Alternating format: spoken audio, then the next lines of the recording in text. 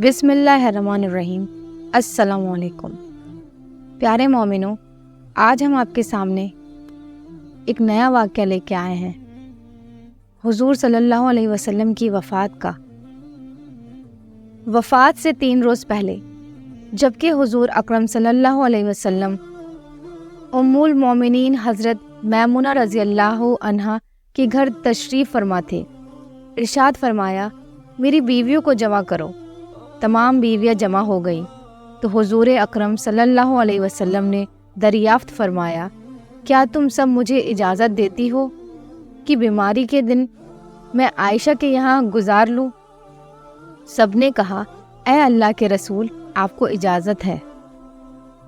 پھر آپ نے اٹھنا چاہا لیکن اٹھ نہ پائے تو حضرت علی ابو طالب اور حضرت فضل بن عباس رضی اللہ عنہ آگے بڑھے اور نبی کریم صلی اللہ علیہ وسلم کو سہارے سے اٹھا کر سیدہ عائشہ رضی اللہ عنہا کے حجرے کی طرف لے جانے لگے۔ اس وقت کچھ صحابہ اکرام نے رسول اللہ صلی اللہ علیہ وسلم کو اس بیماری اور کمزوری کی حال میں پہلی بار دیکھا تو گھبرا کر ایک دوسرے سے پوچھنے لگے، آپ کو کیا ہوا رسول اللہ؟ آپ کو کیا ہو گیا؟ چنانچہ مسجد نبوی میں صحابہ جمع ہونا شروع ہو گئے۔ مسجد نبوی میں بھیڑ بڑھنے لگی۔ آپ حضرت صلی اللہ علیہ وسلم کا پسینہ شدت سے بہہ رہا تھا۔ حضرت عائشہ رضی اللہ عنہا فرماتی ہیں، زندگی میں نے کسی کا اتنا پسینہ بہتے نہیں دیکھا، اور فرماتی ہیں، میں رسول اللہ صلی اللہ علیہ وسلم کے دستے مبارک کو پکڑتی اور ان کے چہرے پر پھرتی، کیونکہ نبی صلی اللہ علیہ وسلم کا ہاتھ میرے ہاتھ سے کہیں زیادہ محترم اور پاکیزہ تھا۔ فرماتی ہیں، حبیب خدا سے بس یہی بات سنائی دے رہی تھی، لا الہ الا اللہ۔ بے شک موت کی بھی اپنی سختیاں ہیں۔ اسی وقت مسجد کے اندر سے آپ حضرت صلی اللہ علیہ وسلم کے بارے میں خوف کی وجہ سے لوگوں کا شور بڑھنے لگا۔ نبی صلی اللہ علیہ وسلم نے فرمایا، یہ کیسی آوازیں ہیں؟ عرض کیا گیا، اے اللہ کے رسول، یہ لوگ آپ ہی کی حالت سے خوف زدہ ہیں۔ آپ نے فرمایا، مجھے ان کے پاس لے چلو۔ پھر اٹھنے کا ارادہ فرمایا لیکن اٹھ نہ سکے۔ آپ صلی اللہ علیہ وسلم پر 7 مشک پانی کے بہائے گئے، تب کہیں جا کر بیماری میں کچھ افاقہ ہوا۔ آپ صلی اللہ علیہ وسلم کو سہارے سے اٹھا کر ممبر پر لایا گیا۔ یہ آپ صلی اللہ علیہ وسلم کا آخری خطبہ تھا۔ فرمایا، اے لوگو، شاید تمہیں میری موت کا خوف ہے۔ سب نے کہا، جی ہاں اللہ کے رسول۔ اے لوگو، تم سے میری ملاقات کی جگہ دنیا نہیں، تم سے میری ملاقات کی جگہ حوض کوثر ہے۔ اللہ کی قسم، گویا کہ میں یہی سے حوض کوثر دیکھ رہا ہوں۔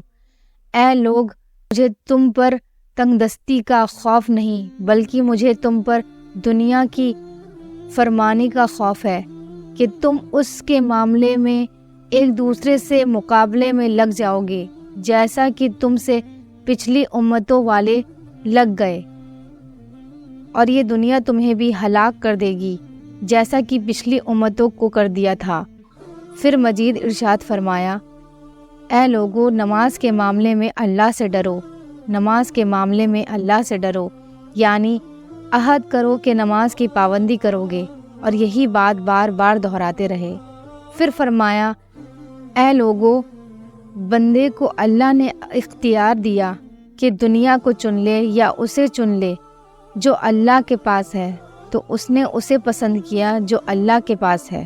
اس جملے سے حضور صلی اللہ علیہ وسلم کا مقصد کوئی نہ سمجھا، حالانکہ ان کی اپنی ذات مراد تھی، جبکہ حضرت ابو بکر صدیق رضی اللہ عنہ وہ تنہا شخص تھے جو اس جملے کو سمجھے اور جارو قطار رونے لگے اور بلند آواز سے گریہ کرتے اٹھ کھڑے ہوئے اور نبی صلی اللہ علیہ وسلم کی بات قطع کر کے پکارنے لگے، ہمارے باپ دادا آپ پر قربان، ہماری ماں آپ پر قربان، ہمارے بچے آپ پر قربان، ہمارے مال اور دولت آپ پر قربان۔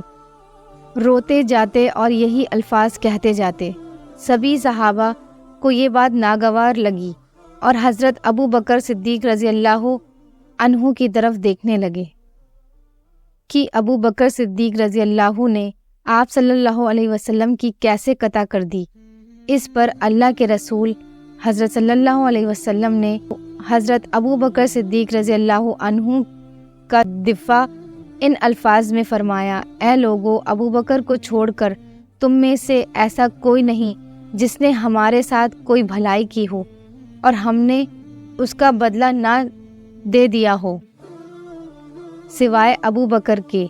حضرت ابو بکر صدیق رضی اللہ عنہ کا بدلہ میں نہیں دے سکتا، اس کا بدلہ میں نے اللہ پر چھوڑ دیا۔ مسجد نبوی میں کھلنے والے تمام دروازے بند کر دیے جائیں سوائے ابو بکر کے دروازے کے جو کبھی بند نہ ہوگا۔ اپنی وفات سے پہلے مسلمانوں کے لیے آخری دعا کے طور پر ارشاد فرمایا، اللہ تمہیں ٹھکانہ دے، تمہاری حفاظت کرے، تمہاری مدد کرے، تمہاری تائید کرے۔ اور آخری بات جو ممبر سے اترنے سے پہلے امت کو خاطب کر کے ارشاد فرمایا، اے لوگو، قیامت تک آنے والے میرے ہر امتی کو سلام پہنچا دینا۔ عائشہ صدیقہ رضی اللہ عنہا فرماتی ہیں کہ آپ صلی اللہ علیہ وسلم کی بیٹی سیدہ فاطمہ رضی اللہ عنہا تشریف لائی اور آتے ہی رو پڑی کہ نبی کریم اٹھ نہ سکے، کیونکہ نبی کریم کا معمول تھا کہ جب بھی فاطمہ رضی اللہ عنہا تشریف لاتی تو آپ صلی اللہ علیہ وسلم ان کے ماتھے پر بوسہ دیتے تھے۔ حضور اکرم نے فرمایا، اے فاطمہ قریب آ جاؤ۔ پھر حضور صلی اللہ علیہ وسلم نے ان کے کان میں کوئی بات کہی تو آپ رو پڑی اور زیادہ رونے لگی۔ انہیں اس طرح روتا ہوا دیکھ کر حضور صلی اللہ علیہ وسلم نے فرمایا، اے فاطمہ قریب آ جاؤ۔ دوبارہ ان کے کان میں کوئی بات ارشاد فرمائی۔ حضور صلی اللہ علیہ وسلم کے وصال کے بعد میں نے سیدہ فاطمہ رضی اللہ عنہا سے پوچھا تھا وہ کیا بات تھی جس پر روئی اور پھر خوشی کا اظہار کیا تھا۔ سیدہ فاطمہ رضی اللہ عنہا کہنے لگی، جب پہلی بار میں قریب گئی تو فرمایا، فاطمہ میں آج رات اس دنیا سے کوچ کرنے والا ہوں، جس پر رو دی۔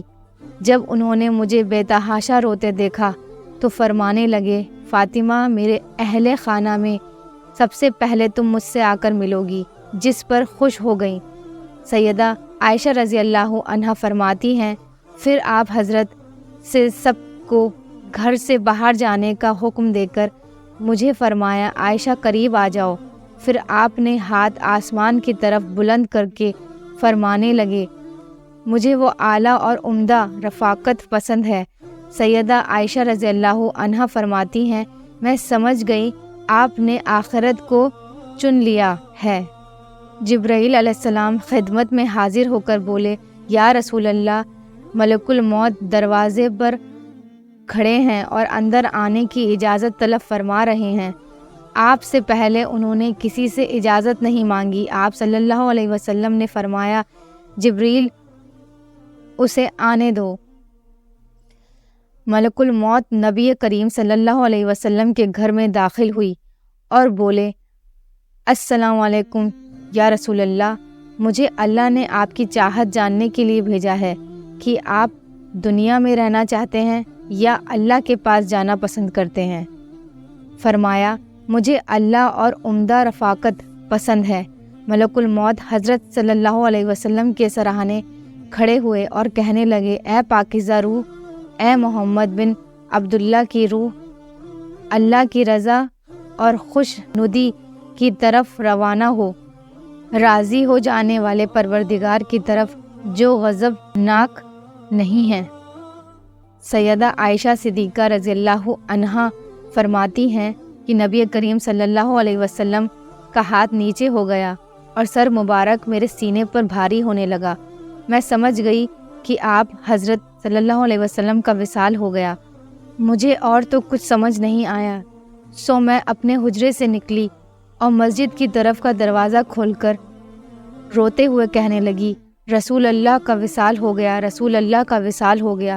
مسجد نبوی آہو اور نعروں سے گونجنے لگی۔ ادھر حضرت علی جو جہاں کھڑے تھے وہیں بیٹھ گئے اور پھر ہلنے کی طاقت نہ رہی۔ عثمان بن عفان رضی اللہ عنہ معصوم بچوں کی طرح ہاتھ ملنے لگے اور سیدنا عمر رضی اللہ عنہ تلوار بلند کر کے کہنے لگے، خبردار جو کسی نے کہا کہ رسول اللہ کا وصال ہو گیا، میں ایسے شخص کی گردن اڑا دوں گا۔ میرے آقا کو اللہ تعالیٰ سے ملاقات کرنے گئے ہیں، جیسے موسیٰ علیہ السلام اپنے رب کی ملاقات کو گئے تھے، وہ لوٹ آئیں گے۔ اب جو وفات کی خبر اڑائے گا میں اسے قتل کر ڈالوں گا۔ اس موقع پر سب سے زیادہ برداشت اور صبر کرنے والی شخصیت سیدنا ابو بکر رضی اللہ عنہ کی تھی۔ وہ حجرے میں داخل ہوئے، رحمت دو عالم صلی اللہ علیہ وسلم کے سینے مبارک پر سر رکھ کر رو دیے، کہہ رہے تھے، اے میرا پیارا دوست، اے میرا مخلص ساتھی، اے میرے نبی۔ پھر آپ کے ماتھے پر بوسہ دیا اور کہا، یا رسول اللہ، آپ پاکیزہ جیے اور پاکیزہ دنیا سے رخصت ہو گئے۔ ابو بکر رضی اللہ عنہ باہر آئے اور خطبہ دیا، جو شخص محمد صلی اللہ علیہ وسلم کو محبت کرتا ہے وہ سن لے، آپ صلی اللہ علیہ وسلم دنیا سے اب پردہ فرما لیا ہے، اور جو اللہ کی عبادت کرتا ہے وہ جان لے اللہ تعالیٰ کی ذات ہمیشہ زندگی والی ہے، جس کو موت نہیں۔ سیدنا عمر رضی اللہ عنہ کے ہاتھ سے تلوار گر گئی۔ عمر رضی اللہ عنہ فرماتے ہیں، پھر میں تنہائی کی جگہ تلاش کرنے لگا جہاں اکیلا بیٹھ کر رو لوں۔ آپ حضرت کی تدفین کر دی گئی۔ حضور صلی اللہ علیہ وسلم پر اللہ تعالیٰ کی لاکھوں کروڑوں رحمتیں نازل ہو، آمین ثم آمین۔ امید کرتی ہوں کہ یہ ویڈیو آپ کو پسند آئی ہوگی۔ اگر پسند آئے تو ہمارے اشاعت اسلام چینل کو سبسکرائب کرے اور ساتھ میں بیل آئیکن بھی دبا دے۔ لائک کرے، شیئر کرے، کمنٹ کرے اور اپنا خوب خیال رکھے۔ اللہ حافظ۔